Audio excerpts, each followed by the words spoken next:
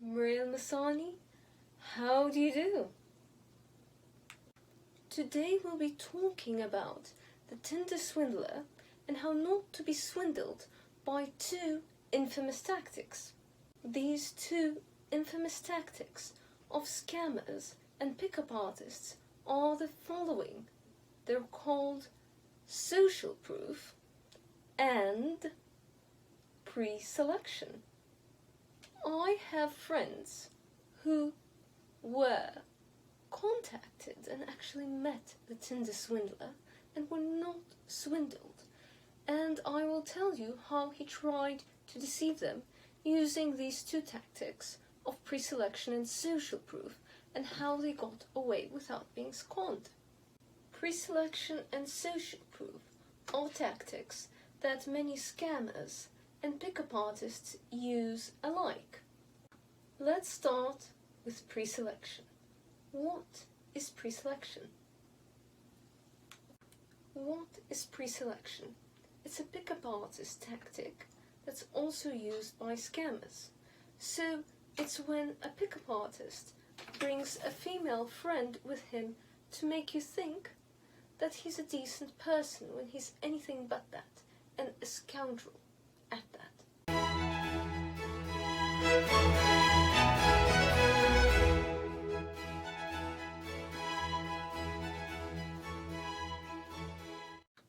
Pre-selection is often a male bringing other male friends or company, so you think that he is of high value and status, when in fact he's a rascal.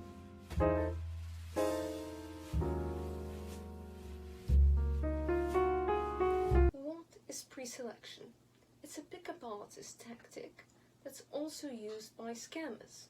So it's when a pickup artist brings a female friend with him to make you think that he's a decent person when he's anything but that. Pre-selection is often a male bringing other male friends or company, so you think that he is of high value and status, when in fact he's a rascal. When my friend met the Tinder Swindler in Helsinki, she saw that he was with a friend of his, so it's the bodyguard in the Netflix series.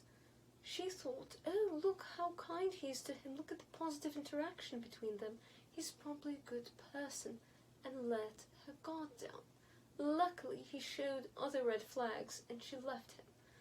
But, so she said that if it had not been that, no matter how he would have approached, she would have said no. But that was how she was almost conned and deceived. So when I wrote about pre-selection, she told me it's really important to tell other ladies about this deceptive pickup artist tactic.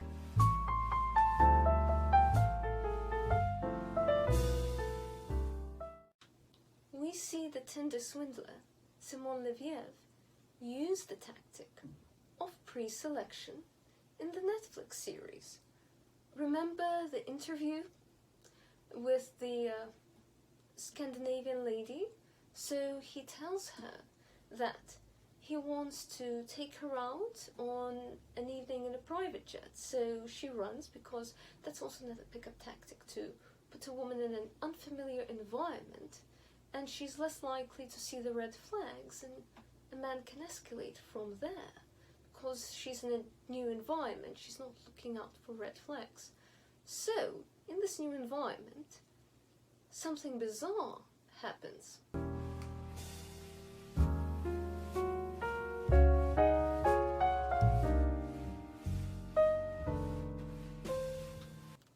Something really, really bizarre happens in the new environment.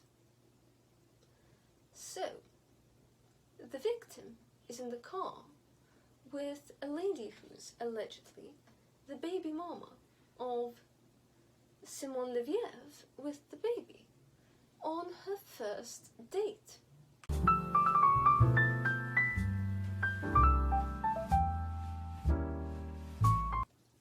Affluent men protect women in their network. Why would someone bring their ex-girlfriend and their baby with them on the first date with a complete stranger? No high-value man would introduce his baby mama, or the mother of his child, to a new date that he just met on a first date. What if the new date is psychotic? The reason why the baby mama was in the car with his first date was pre-selection. That lowered the guard of his date, because within 24 hours, that is so odd. So, as a result, being in a different environment, his date didn't notice that this was an unusual situation and a red flag, and that he was using pre-selection. In a club, pick-up artists are not alone. They will go with their friends and have a wingman.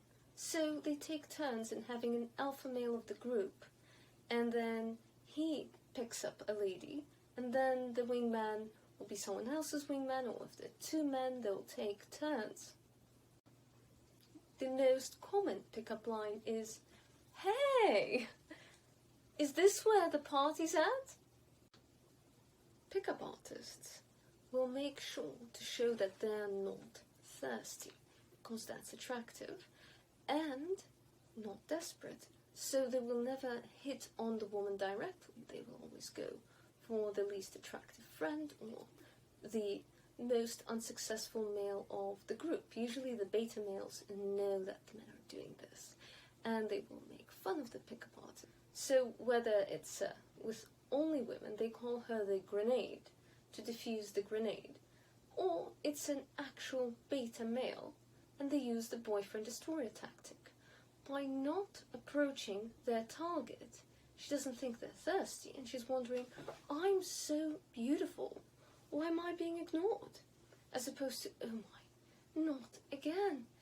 How many men have to compliment me and try to take me home? Enough is enough."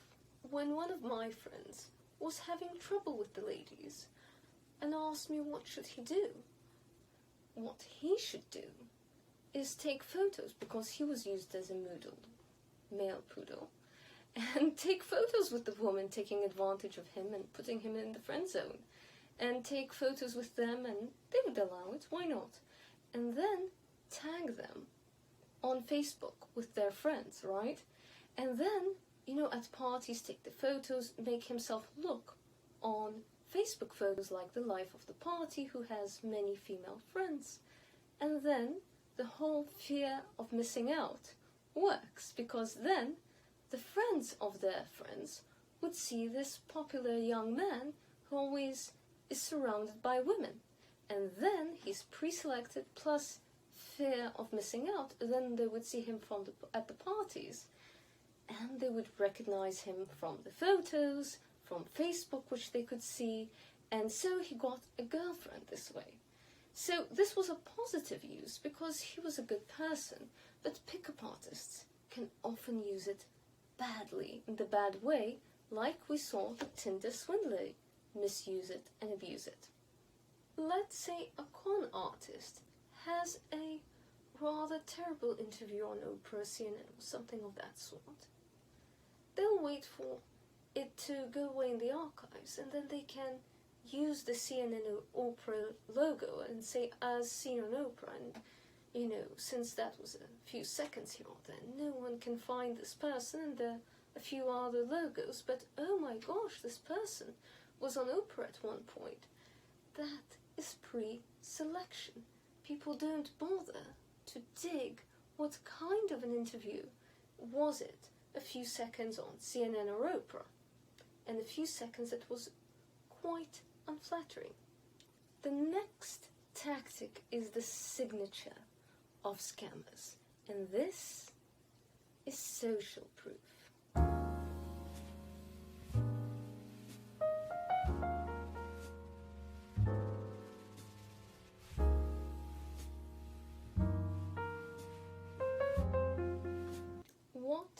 social proof?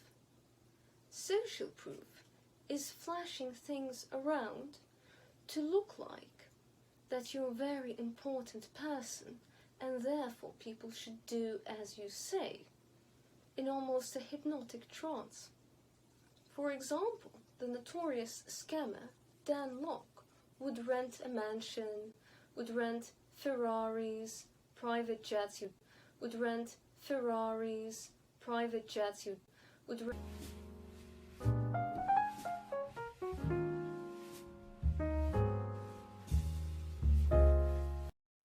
Elite are discreet, and owed money and even new money that had money for a while and realized the security costs of flashing everything are discreet. So they don't show social proof. They look at research. Elite don't want to be taken advantage of.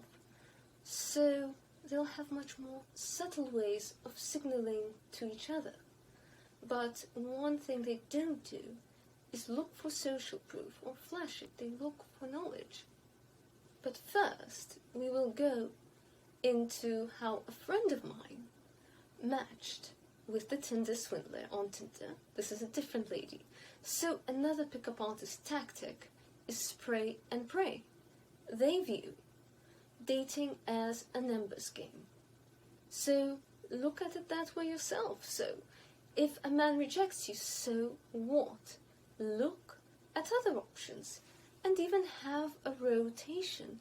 Don't take rejection too hard. The Tinder Swindler matched with my friend, and then she looked at his profile and found that it was so odd, so gauche, so novariche, flashing wealth, and he alleged that his father had wealth, that he grew up in wealth, so he would know better not to flash it and attract people who only want to use him for his money. So she concluded the only thing and only reason why he would do such a foolish thing is because he only wanted one-night stands and just wanted to bang floozies. She was insulted that he would dare contact her.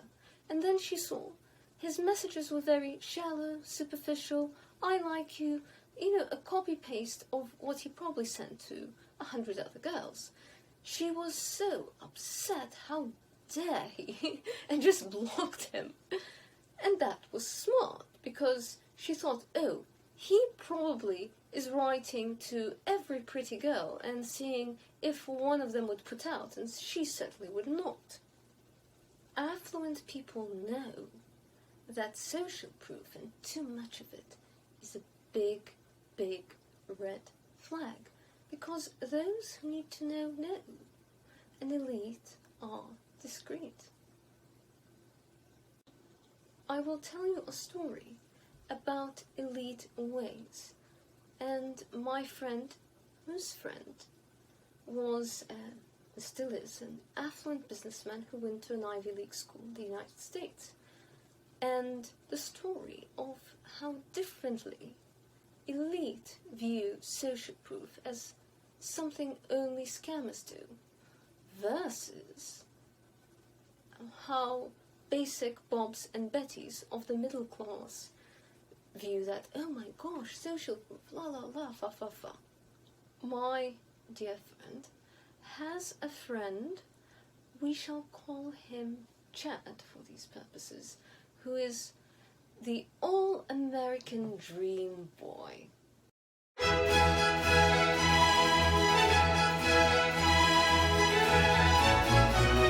Brad's parents are upper middle class. Brad went to an Ivy League, and Brad started a company. I will not tell you because it's confidential, whether it's financial or biomed, for example, creating something like Moderna, vaccine, something of this sort, or a tech startup. I will not say exactly what his company is, but it's a smashing success, and Brad is such a dashing all-American gentleman. each non-serious girl was hotter than the other. And then one day, Brad brings this girl who has never heard of a manicure, a comb, or a blow dry. And his friends are blown away at exactly how much of a plain Jane he brought. The best way to describe plain Jane's hair is Anna Delvey, waiting to go to prison. You'll see this in the Netflix documentary, which I will review. I have not seen it yet, but I'm excited to see it and review it for you ladies. So, you know how scraggly and awful her hair is? That's precisely how this lady looked, in bags of gigantic, unattractive, large, cable-knit sweaters.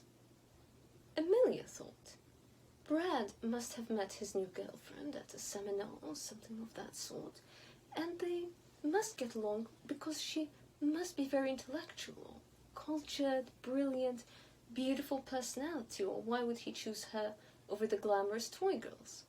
So they would hang out, and she found her quite fascinating, very intellectual and cultured, and enjoyed being friends with her. One day they all went to dinner together with my friend Amelia, and she noticed that behind sacks of cable-knit sweaters, a woman who didn't know what a comb or let alone a proper blow dry was ordering wine by the terroir, the year, the region.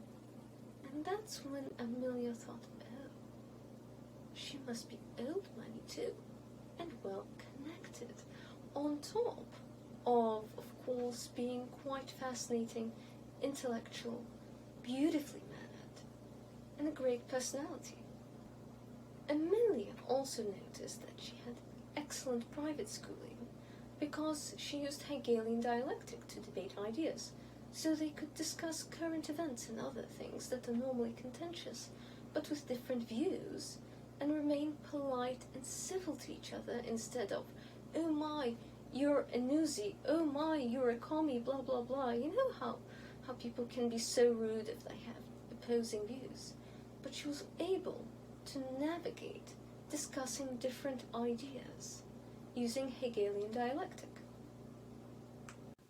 On the other hand, Brad's friends were in for a shock, and they completely judged a book by its cover, and they were treating her badly. They were giving her the cold shoulder, telling Brad he could do better, and his girlfriend was very low-key and didn't do anything about that.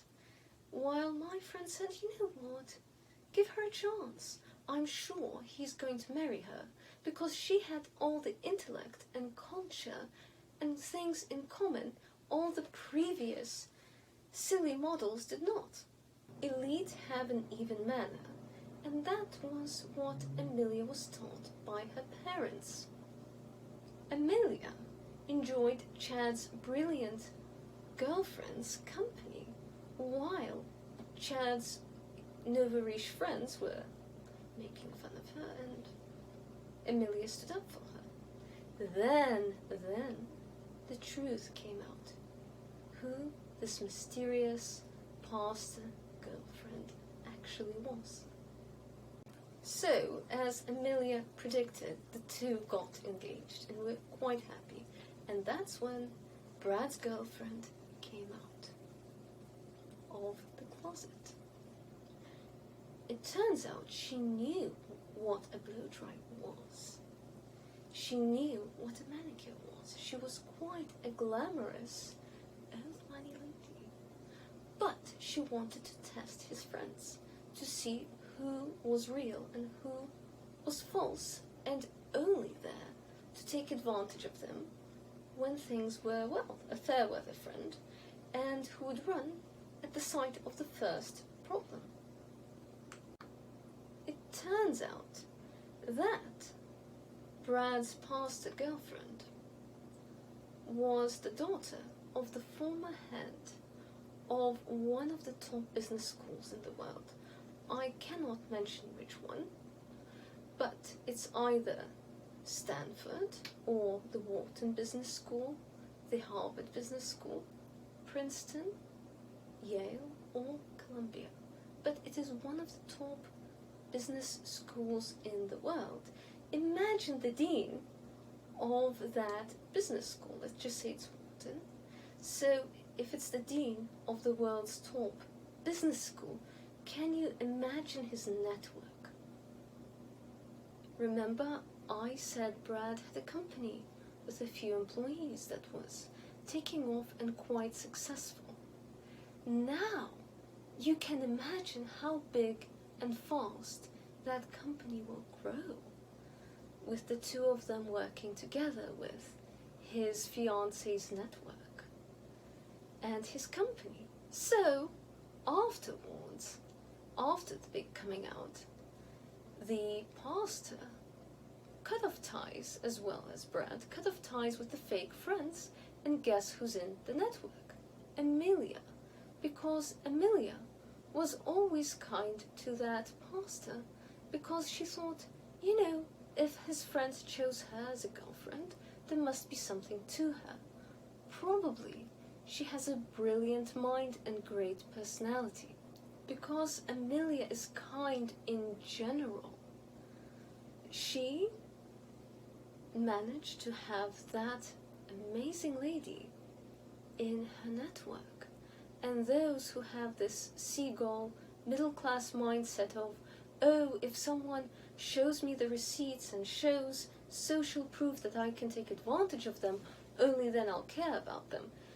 These are the people that elite deliberately seek to weed out of their network. Network is net worth. Since elite thinks social proof is a scam, my old money friend was much better poised to do well than those who grew up in the middle class and don't know the rules of money. Sadly, money often goes to money because they know the unwritten rules. When I worked for the Parliament, what I noticed is it was easy to notice if someone was a former cabinet minister or prime minister. Those people who were members of Parliament of the highest rank, they would always suck up to the staff at any event asking, is everything okay? How are you doing? You know, thank you so much for making us coffee, or thank you so much for cleaning the room, thank you so much for delivering those sandwiches, and so on. They would always make sure that the smallest staff felt the most at ease, because those people gossip, and they will say, oh, this person, he is so kind, etc., etc., and that would create a good reputation. Those who only take receipts and social proof seriously have no class. Elite look at other indicators that are subtle and below the radar. Elite also know that you cannot know. Some people are so below the radar, you would never know at all. So they generally adopt a kind manner to everyone, so people don't feel taken advantage of. And as a result of having an even manner, then others will see that they offer value and build and maintain relations with others like them. That's why being cultured in the classics and knowing Hegelian dialectic is so important in interacting with elite. It's those subtle things, without social proof, without flash, that elite know each other. Elite also judge you by how you treat your staff or the waiter, and in general, because that is how you'll treat them. When their luck is down, business is often volatile. Sometimes you have your luck, and sometimes it's down. It's not the same as being an employee. Netflix's inventing Anna Delvey the scammer was quite brilliant because she did her research. Again, I haven't seen much more than the trailer and a couple articles, but I noticed that she did not flash, and she knew that social proof in elite circles was a red flag, and she went below the radar. Also, she knew that people were expecting a gold digger as a scammer, so she went for the women because that was an angle no one was expecting at the time. Anna Delvey, I noticed, also avoided pre-selection because she knew that this would make her also look like a con. She did quite a few interesting things that elite society thought she was one of them. I noticed she wanted to open an art gallery or something of that sort, and an interest and knowledge of the arts is very common among the upper class. So I will research it more and watch her video and give a review about what exactly did Anna Delvey do to be able to pass off as an heiress. I will also find out what the red flags were so that you cannot be conned by a narcissist like Anna Delvey. So, I hope you enjoy this video. I will also continue my series on dressing for intergenerational wealth, K&R strategy, and I will hope to see you soon. Please like or hate, share, and subscribe, and comment below. Especially please share to any haters, because haters, of course, increase my views. Ciao!